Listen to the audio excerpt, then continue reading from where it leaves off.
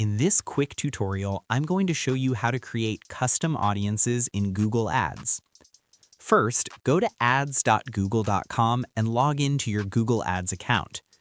Next, go to the search bar and search for audiences. From the suggestions, choose Custom Segments.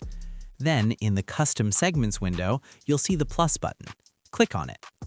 After that, enter a name for your segment, choose People to be included. I'll choose People who searched for any of these items on Google. Then add Google search items you want. You can also expand the segment by including websites people browse.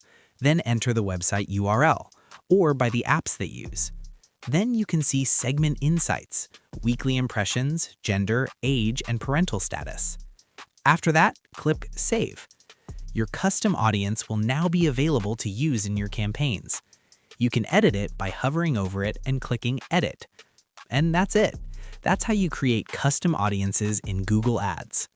Thanks for watching.